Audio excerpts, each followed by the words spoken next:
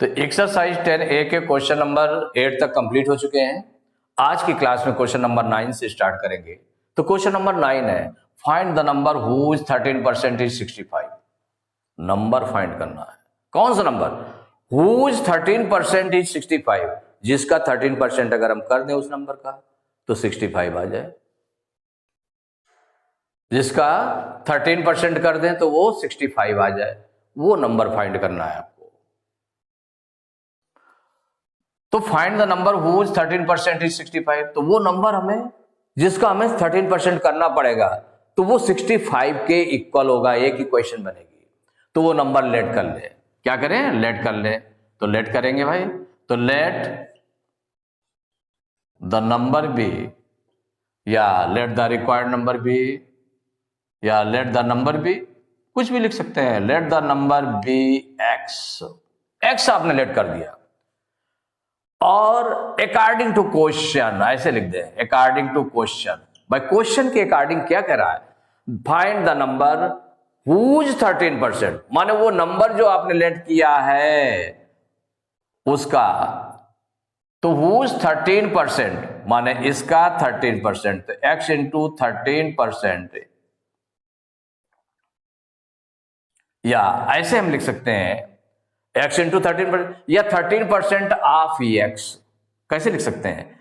अब जिस तरह से लिखना चाहें, उस तरह से आप लिख सकते हैं। कैसे लिख सकते हैं भाई? ऐसे लिख दें, जैसे कि मान लो सपोज करिए कि आपने लिखा कि x ऑफ कितना 13%, इसका 13% किया गया तो कितना आ गया? 65 आ गया।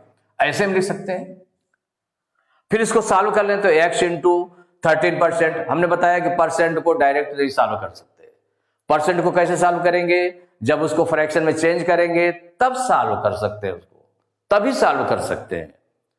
तो जैसे सपोज करिए इसको सॉल्व किया आपने, तो x इंटू 13% को फ्रैक्शन में लिखेंगे तो 13/100 इक्वल टू 65। तो x इक्वल टू, अब देखिए जो x के साथ भाई मल्टीप्लाई में है ना, यहां पर 13 मल्टीप्लाई में है न्यूमरेटर में, ये डिनोमिनेटर में, डिवाइड में है 100। तो जो डिवाइड में 100 जैसे है तो वो आपका मल्टीप्लाई में पहुंच जाएगा, और जो मल्टीप्लाई में है ऊपर है न्यूमरेटर में, वो डिनोमिनेटर में पहुंच जाएगा। अब इसको सॉल्व कर लेंगे। सेम चीज है, फ्रैक्शन बनाने में सेम चीज है कि जैसे let the number be X, find the number whose 13%, whose 13%, तो नंबर कौन सा है? एक्स है। तो लिखा जाएगा, ऐसे लिख सकते हैं 13% ऑफ एक्स, मान उस नंबर का 13% इज 65। ये एक इक्वेशन बन गई। इसके लेफ्ट साइड में लिखा हुआ है, एक्स आपको वेरिएबल यूज हुआ है, इक्वल के बिफोर ये लिखा हुआ है, इक्वल के बाद लिखा है, left hand side right hand side दोनों है, तो ये इक्वेशन हो गई। अब इसमें सॉल्व करना है तो 13% को आप चेंज कर लीजिए उसमें फ्रैक्शन में, तो 13/100 इंटू एक्स इक्वल टू 65।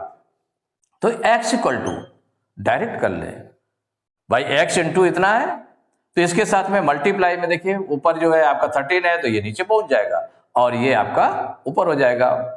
तो 65 इंटू 100, 100 मल्टीप्लाई में हो गया, 13 डिवाइड में हो गया।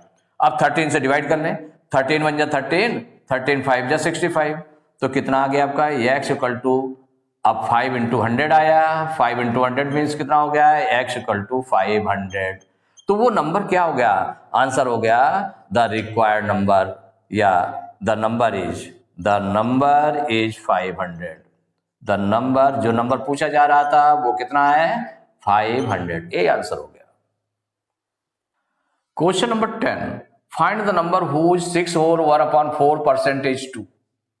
फाइंड द नंबर, वो नंबर फाइंड करना है जिसका 6 होल 1/4% किया जाए तो कितना हो जाए? 2 के इक्वल आ जाए। इज 2 मीन्स उसके इक्वल 2 आ जाए।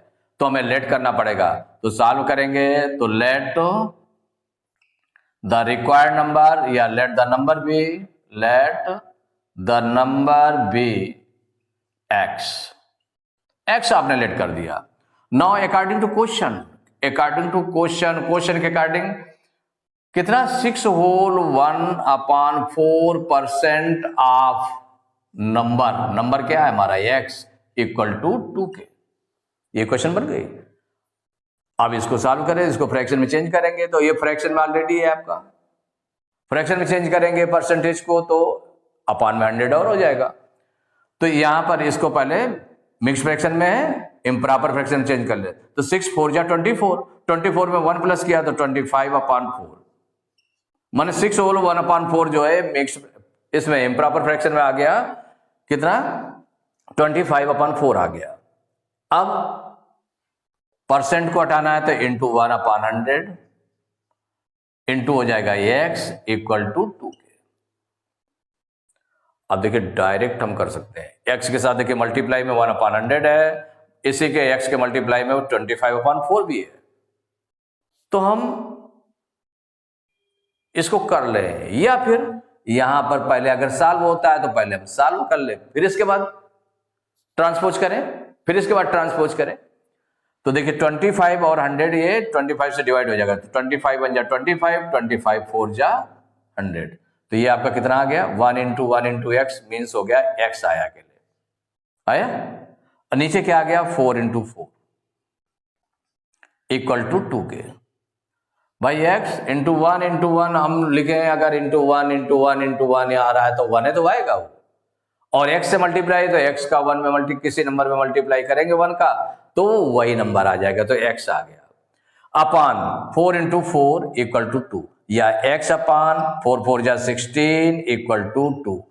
तो अब देखिए x के साथ 16 क्या है, 16 डिवाइड में है, उधर ट्रांसपोज करेंगे तो उसका साइन चेंज हो जाएगा, माइनस डिवाइड में है तो उधर जाएगा मल्टीप्लाई में हो जाएगा। अगर इधर मल्टीप्लाई में होता तो वो डिवाइड में हो जाता, अगर वो x के साथ प्लस में होता तो उधर माइनस में हो जाता, अगर माइनस में होता तो प्लस में हो जाता। यही इक्वेशन सॉल्व करने का नियम है। तो x इक्वल टू क्या हो गया, 16 उधर ट्रांसपोज करेंगे तो मल्टीप्लाई में हो जाएगा, तो 2 इंटू 16, तो x इक्वल टू हो गया 32।